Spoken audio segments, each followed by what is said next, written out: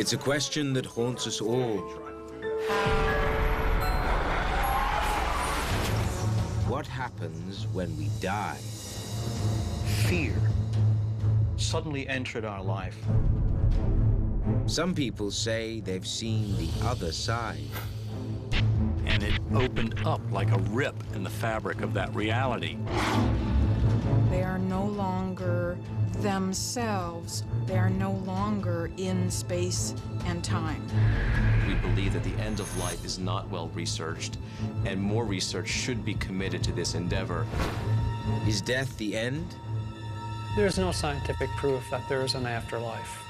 Or is there something more? It was really a miracle.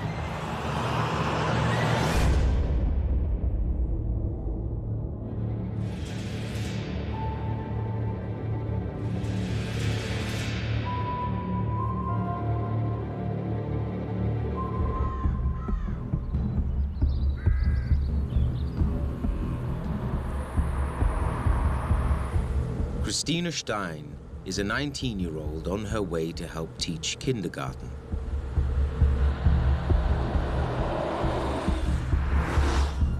She takes the same route every day.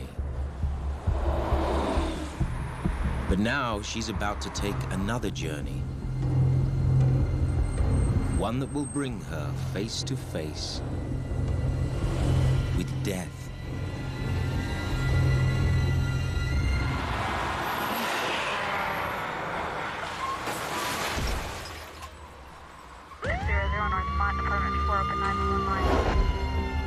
It takes an hour and a half to cut Christine from the wreckage.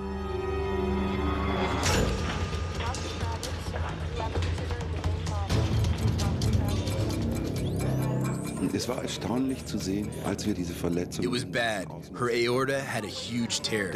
She was bleeding internally. It really seemed like a miracle that the girl wasn't already dead by the time she got to the hospital. Überhaupt lebend ins Krankenhaus gekommen. Wir waren in der Nähe des Herzens beschäftigt. We were working near the heart to stop the bleeding. And suddenly, her heart stopped beating.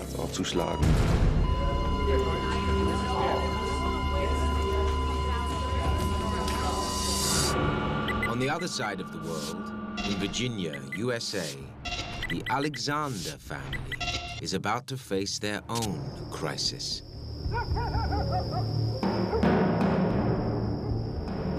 That Sunday night, we thought perhaps Eben was getting sick. We thought, oh, he's getting the flu too. But we didn't think that much of it. A little bit of cough, but so did the rest of the family. And then that night went to sleep fine. But neurosurgeon Dr. Eben Alexander wakes up with pain far beyond a simple cold. The next time I went back up and I just peeked in to check on him. And he was having a seizure. He was writhing, just really, really agitated and shaking. And I said, say something. And he couldn't say anything. And so I immediately called 911. They took him in an ambulance over to the hospital. He was so violently agitated at that point. It took 9 people to hold him down, to put in the IVs. Then, Dr. Alexander falls into a deep coma. It was rough.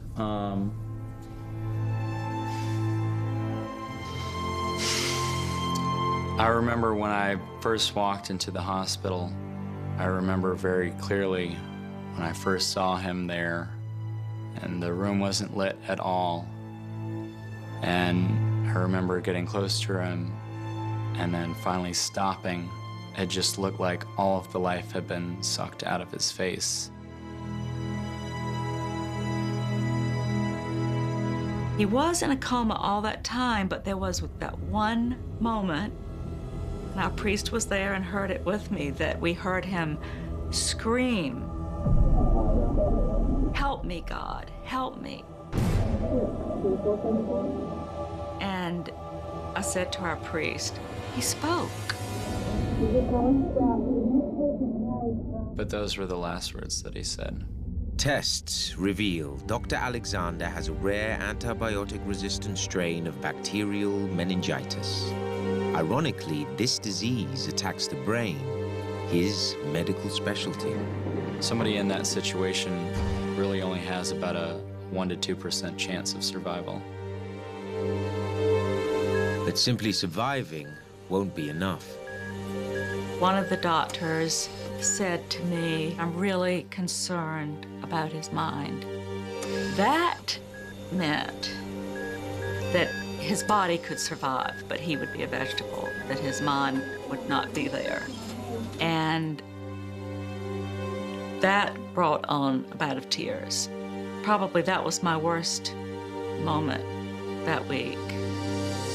It was just such a mystery because they kept on giving him doses of triple antibiotics and absolutely nothing was responding.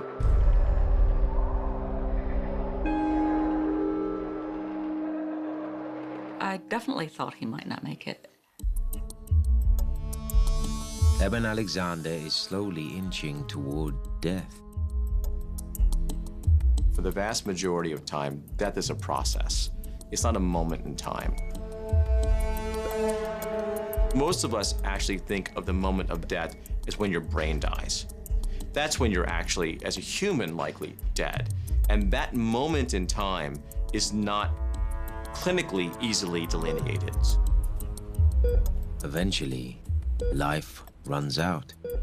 They reach a point where the blood pressure goes to zero. They no longer have a blood pressure, and their breathing stops. This then usually is still accompanied by the heart giving electrical activity.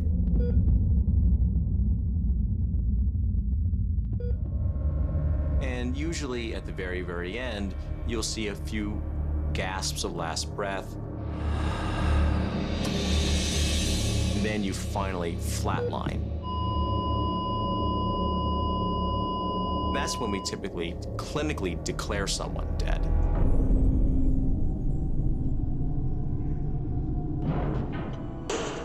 There have been situations when a patient is thought to be dead and then is able to resuscitate themselves or comes back. So we're very thoughtful and careful about this process before we declare someone clinically dead. A respirator keeps Dr. Alexander's body alive, but meningitis has ravaged his brain. The most disturbing thing to me was when the nurses would come in and lift his eyelid and shine the flashlight, the pen light into his eyes. He made no response. The pupil didn't get smaller or bigger, and that was not good. Normally, you want to have a reaction where the pupil will constrict, and that means that those parts of the brain that control that are functioning. The fact that his pupil response was not there, it means that the bacteria had gone so far as to affect some of these more resilient structures in the brain. To his family, Dr. Alexander is virtually brain dead. In Germany, Christina's doctors are also losing their battle. Her heart will not restart. She has just minutes before her brain too shuts down. Es wurden Defibrillationsschocks. We were trying to jumpstart her heart with a defibrillator. Zum Schlagen zu bringen. Gleichzeitig We gave her several drugs. Seite mehrere Medikamente. Der Patientin hatte zu viel Blut. The patient had lost too much blood. Her organs weren't getting enough. Wo kein Mensch und ich am wenigsten We really didn't think we could save her. sein können. Because Christina's heart has stopped pumping, many would consider her dead. Yet something seems to be happening with her mind.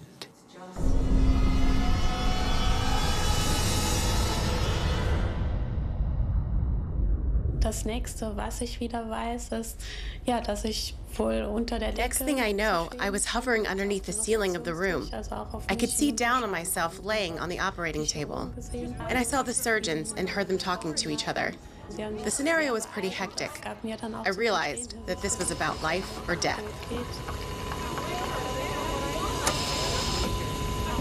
To help understand near-death experiences, some researchers focus on the content of these episodes. A common element that occurs early in near-death experiences is what's called an out-of-body experience. At that time, the person seems to be able to see and hear things going on, but up from the vantage point above their body. Often what they describe are the doctors frantically trying to bring them back to life. Medical science has an explanation for what's happening to Christina. A near-death experience to a neurologist is first and foremost a crisis. Christine's brain was in a severe state of crisis. The switches in her brain that control consciousness malfunction. And it enters a very unusual, a strange borderland of consciousness where it blends waking consciousness with REM dreaming consciousness.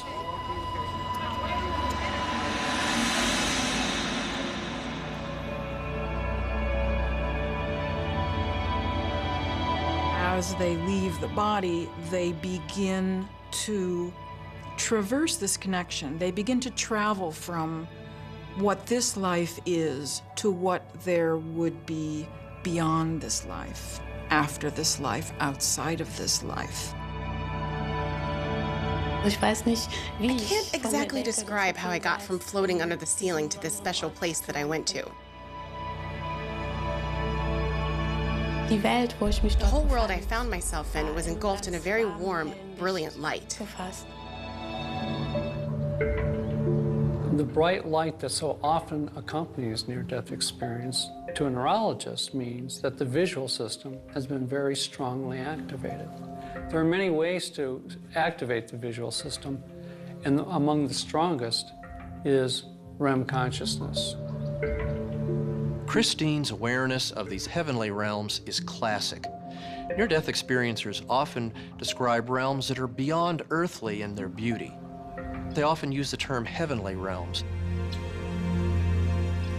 It looked similar like Earth, but all the colors were much brighter and friendlier. Absolutely beautiful. And the ground felt like cotton, very soft and warm. I know this because I wasn't wearing any shoes.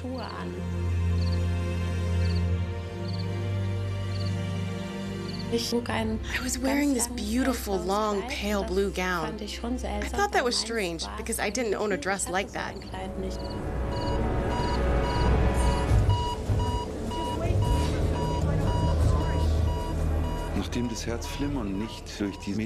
We couldn't get her heart going again. Medication and electric shock didn't work. All hell broke loose. We had to switch to manual heart massage.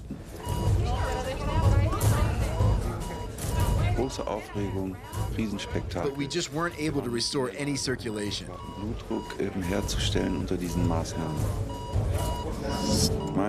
I remember I even begged God to help us because I thought we had no chance to save this young girl.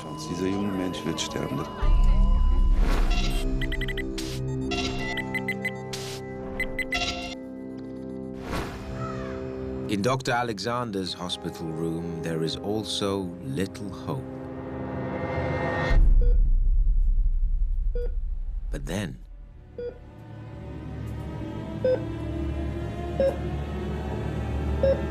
on Friday, day 5, I felt that he was probably squeezing my hand.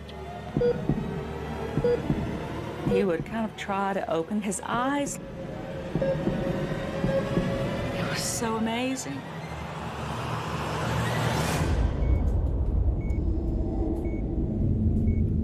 He actually did open his eyes, went to pull the tube out of his mouth, and then he was breathing on his own. The doctors said, there's been some help here other than us.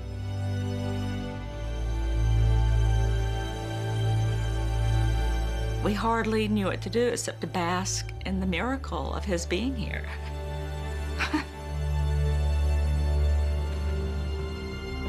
But soon, the family realizes that despite the miracle, something seems off. Even from the first few seconds when I was talking with my dad, I could tell that something wasn't right. He almost seemed like a zombie. He wasn't the same person. He didn't have the same amount of life in him that he had before. That was probably one of the scariest points, seeing, all right, now that he's back, is this who he's gonna be for the rest of his life? Did it really take a toll that bad on him?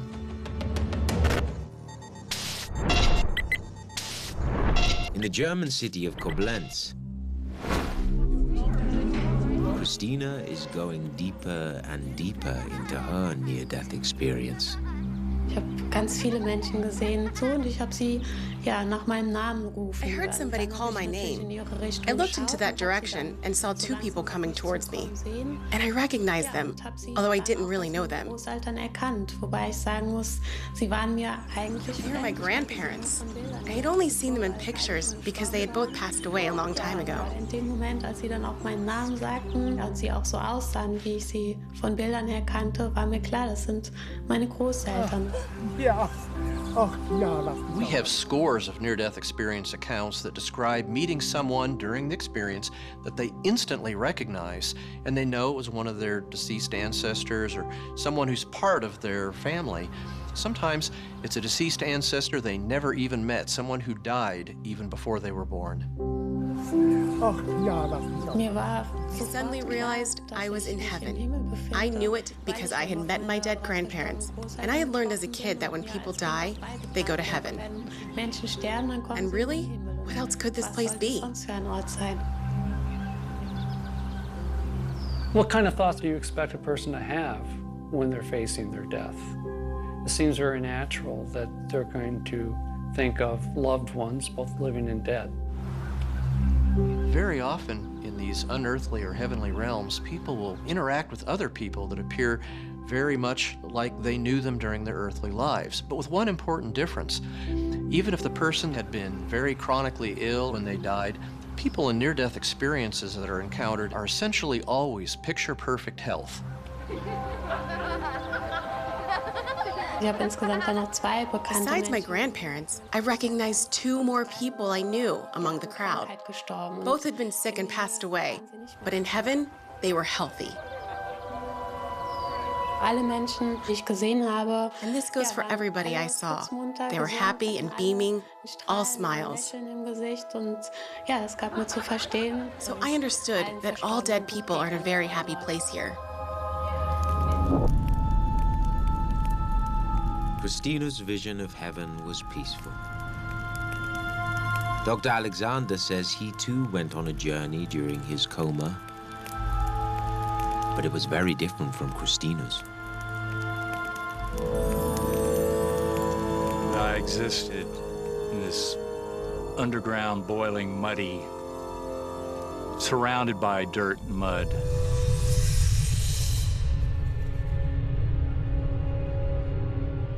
I had no memory whatsoever of my human life, had no words, no language, and just this pounding, monotonous, machinery-type sound deep beneath me. A strong sense of roots, black, fine roots. It seemed to go on for years and years, if not eternity. Dr. Alexander's near-death experience is far darker than most. A few percent of near-death experiences contain frightening imagery and are actually frightening to the near-death experiencer. Now, we don't know why some people have a frightening near-death experience and some don't. It doesn't seem to have anything to do with that individual's prior lifestyle, their beliefs, anything at all. While doctors try to save Christina, her near-death experience is about to take an abrupt turn. Very typically, there's a dialogue, often with other people with them, about returning to their earthly body. Meine Großeltern sagten mir dann, My grandparents told me, your time has not come yet. You have to go back and fulfill a great mission in your life.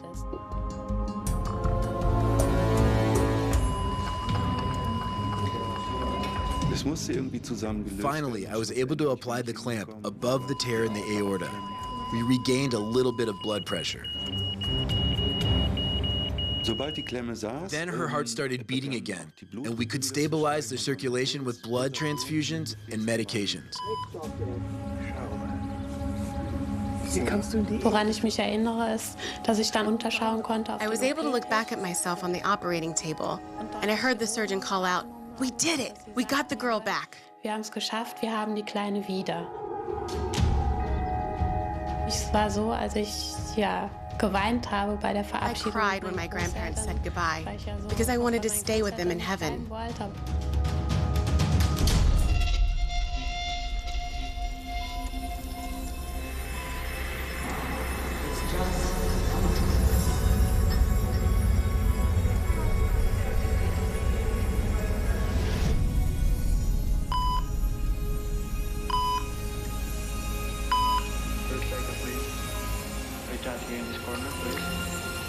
Nach etwa 2 Stunden waren wir mit dem Eingriff eigentlich zu Ende. After about 2 hours, we were finished with the surgery. Ob wir rechtzeitig genug gewesen waren. Christine was stable. Des Kreislaufstillstandes. But we had no idea whether we had done it in time or she would end up with brain damage. Das war zu diesem Zeitpunkt noch vollkommen unklar. Ich entsinne mich, dass sie I remember Christine crying during recovery. It is very unusual.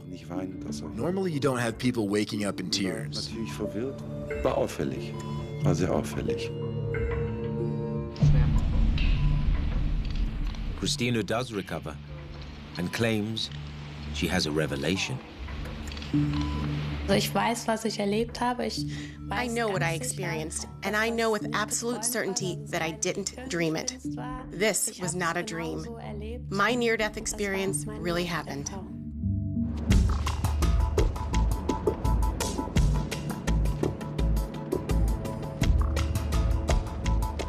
Hier war nun ein Mensch, den ich persönlich kannte, den ich sogar... Here's someone I know personally, one of my patients, who tells me that she watched the desperation on the operating table. That's pretty incredible. But she really described it just like it happened. Original wiedergegeben.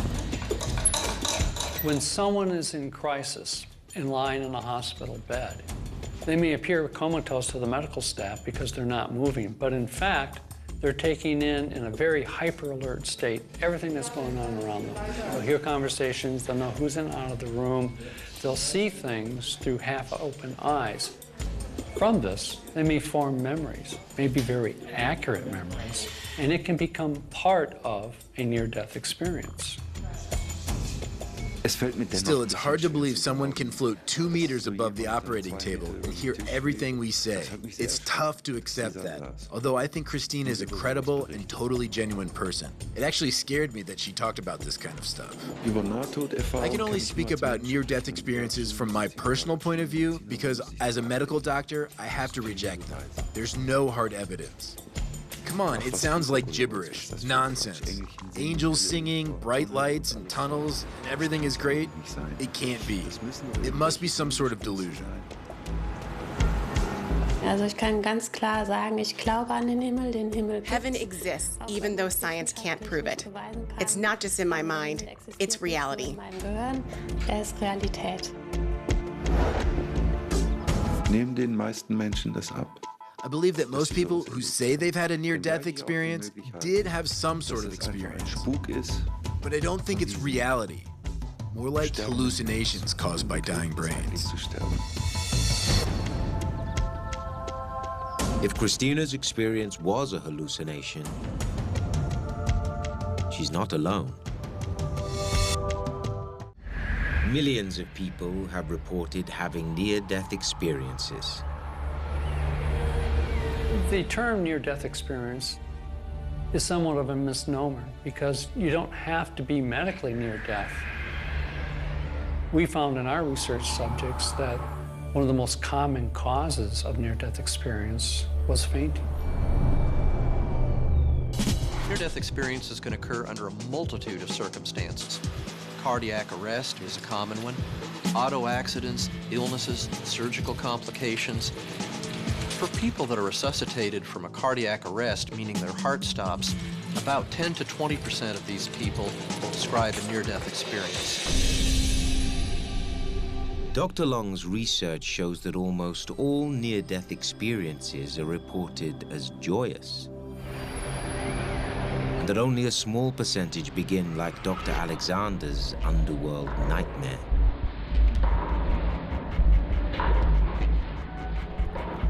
I have no memory of my life. I have no words, no language, no knowledge of humans or this universe. Just this bubbling, foamy, dark underground. Suddenly, Dr. Alexander's experience changes. And then, out of nowhere came this spinning melody of light.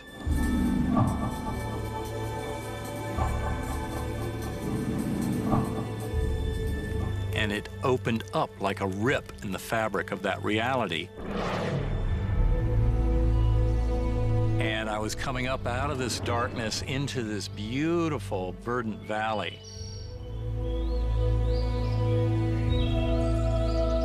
And I was a speck on a butterfly wing. And these choral chants would come to me as these colors in the billowing clouds against the deep blue black sky.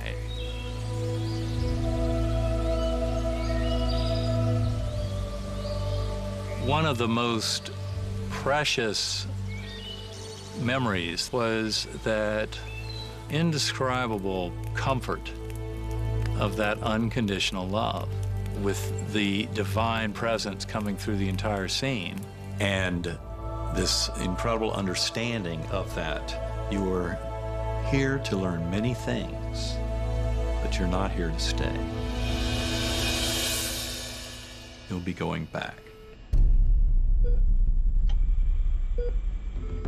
Many people who have had NDEs come back and they are completely flummoxed by how powerful that love is at its very core.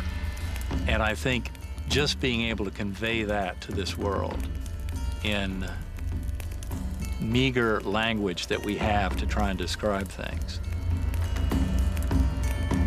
After his coma, he has not necessarily become more religious, but he's definitely become more spiritual.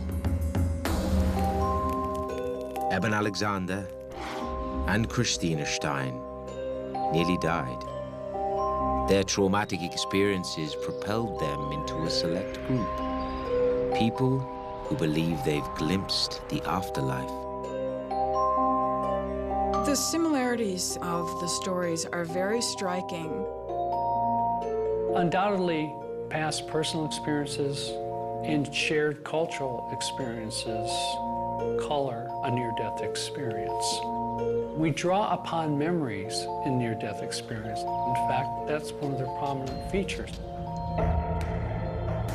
Understanding death as part of religion, I do think it has been a major influence in getting people to consider the idea of whether or not there is more beyond life. It certainly is integral to religion. It has been a major factor in developing religions and in influencing what we think and how we feel about life after life.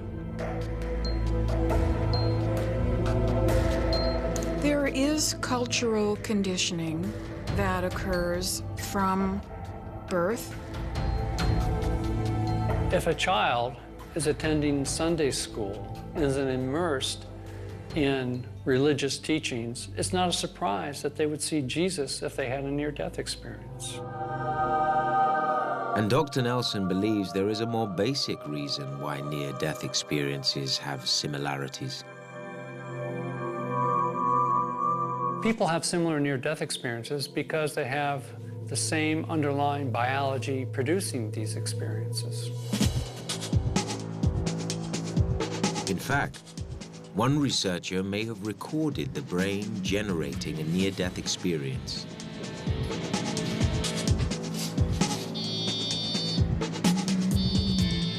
I'm an ICU physician. We take care of critically ill patients. These are the sickest patients in the hospital. And to some degree, some of these patients are so sick they're beyond our medical care, and they pass away. We try very, very hard to make sure our patients die pain-free. That generally means that we give them an adequate amount of pain medication. In order to make sure that our patients are comfortable, we often use an EEG monitor that helps us know what the level of consciousness for our patients. As the patient approaches death, the level of consciousness, as measured by these EEG devices, goes down to very low levels and then eventually goes to zero. So at this point, they're no longer breathing. And this is essentially a patient who has now passed away.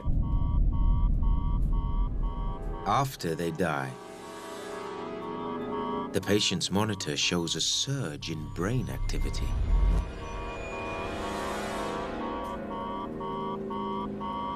The level of spikes that we see are comparable to a person who's wide awake and talking. This spike often lasts 2 to 3 minutes. And I want to impress upon you how amazing this is to be sitting at the bedside looking at a patient who is effectively dead, who has an EEG monitor at the level of someone who's awake, alert, interacting with you. This is a very striking finding. The reaction from the physicians and the staff and the nurses to this spike was quite variable. Some thought it was quote-unquote spooky and didn't understand what to make of it. The timeline for the spike is that it almost always occurs as the person's blood pressure goes to zero. We have yet to see this occur in a patient who has a normal blood pressure. We speculate that for some patients who are resuscitated and recall this event, that this could form their quote-unquote near-death experiences. I do think some of this research makes them think that there might be an actual physiologic basis for this, and it's not something which they just imagined.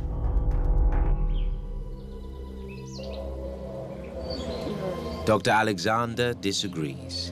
He now believes consciousness occurs outside our bodies, and that this accounts for the experiences he had during his coma.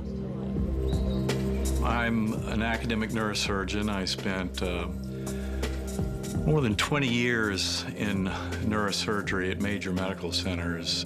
The longer I was in that field, the harder it was for me to see any way that consciousness could exist after the brain and the body died, because I thought that the brain was necessary for supporting consciousness. And then I had a profound near-death experience. And the profound thing was that there was no place in my brain for that to all occur. Dr. Alexander says his meningitis created an accurate simulation of death. The reason that meningitis is such a perfect model for human death is that meningitis attacks the whole outer surface of the brain, the part that makes us human. The top layer of the brain, neocortex, controls thinking and language. These are my CT scans from the third day of my illness. What we're looking at here is that there's pus all over the surface of the brain and going down into these fissures, these little cracks that you can see here. Dr. Alexander is convinced he had conscious thoughts, even when the meningitis shut down his brain. So the meningitis, by wiping out the neocortex, inactivating my entire neocortex over that week, made it impossible for that kind of rich, incredible experience to happen in my brain. It strongly suggests that rich conscious awareness can occur completely independently of the brain. But Dr. Nelson remains skeptical. There's no evidence that experience can exist outside of the brain, and there's no way that Dr. Alexander or anyone else can know when these memories came to him. It could have been during his recovery. In fact, he himself understood that his sense of time was lost. Dr. Alexander and Christina both say that their near-death experiences changed their beliefs. But one woman in Hong Kong says her near-death visions gave her miraculous physical changes. Anita and Danny Moorjani had been married 7 years before their lives changed forever. It was April of 2002, and I felt a lump on my collarbone on my left-hand side, and I went to the doctor to have it checked out. He did a biopsy. The test results arrived 3 days later. We were both sitting in the doctor's clinic, and he just came straight out and said to us that he'd run the tests, and what she had was Hodgkin's lymphoma, which was a form of cancer. I was numb. I was actually really numb. Fear suddenly entered our life like it had never, ever been there before. It continued to progress and get worse and spread throughout my body over a period of actually 3 years and 10 months. I had decided against chemotherapy because I watched my best friend and my husband's brother-in-law both die while having chemotherapy. And it appeared to me that it was the chemotherapy that was actually killing them. Anita takes alternative treatments, but gets worse. My lungs were filled with fluid. I was breathing with the aid of an oxygen tank. I had open skin lesions. I weighed about 80, 85 pounds because my muscles had all deteriorated. And so I just started to come to terms with the fact that I was gonna die. Anita's time is running out. On the morning of February the 2nd, 2006, I didn't wake up. The oncologist actually said to me, these are her last few hours. She's not going to make it through the night. If there's somebody you need to call them now. And I think it was at that moment that I felt, I guess you could say, I almost felt the life drained out of me. Throughout the night, Anita seemed lifeless, but her mind was churning. During this experience, I felt as though I crossed over into another dimension where I became aware of things far beyond that hospital room where I was in. Anita Moorjani has vivid memories of seeing the afterlife. I became aware of my best friend who I had lost to cancer. I had been in a lot of guilt because I didn't spend her last days with her because it was too painful for me to watch her die when I was dealing with my own illness. When I met her in the other realm, all I felt from her was unconditional love and understanding. She completely understood why I wasn't there, and it was just really amazing. It was such a relief for me.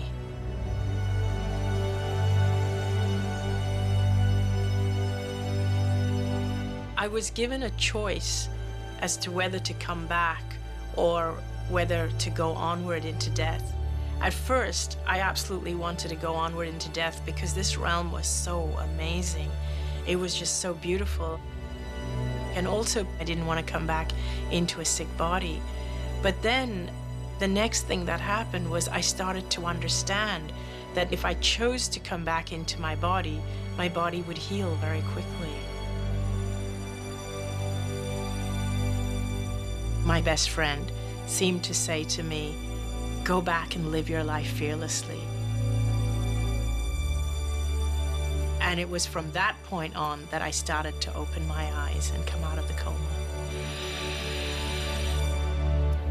I guess that was one of the happiest moments of my life. I mean, I could feel myself ecstatic, probably the happiest person in the world, the happiest person in the universe. But Anita's body is still riddled with cancer.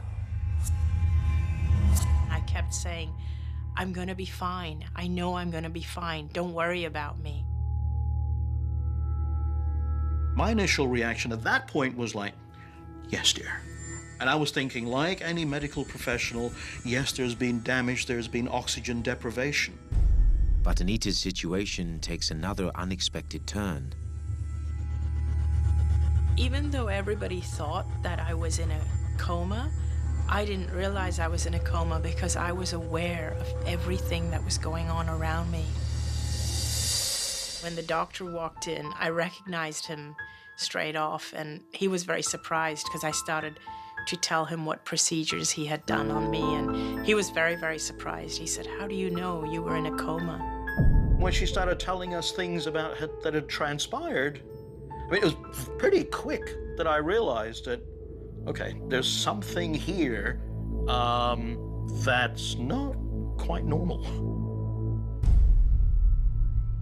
Not quite normal turns quite miraculous. Everybody started to get really, really surprised, and within 4 days, my tumors had shrunk by 70%. And within 3 weeks, they couldn't find any cancer with all the tests they were doing.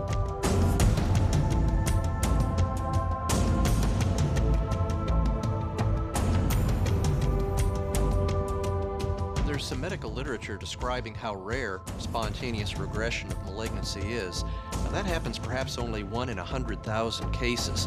And by regression, I just mean the cancer gets smaller.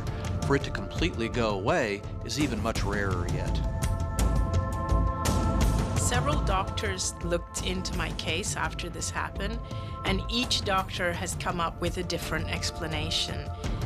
The doctors that treated me, they feel that it was their treatment. I believe it was my altered state of consciousness. As soon as I realized the truth of who I really am, I knew that I would be healed. Anita has associated two very fortunate things, her near-death experience and her cancer remission. But although she had them together, that doesn't mean that they're related by cause. Anita Morjani, Christina Stein, and Eben Alexander all came within a breath of dying. They returned to health, convinced they had a glimpse of life after death. It was just absolutely stunning. I really feel that when I talk to people about this, that I'm simply reminding them of something that they know at a very deep level. Life after death defies current scientific reasoning.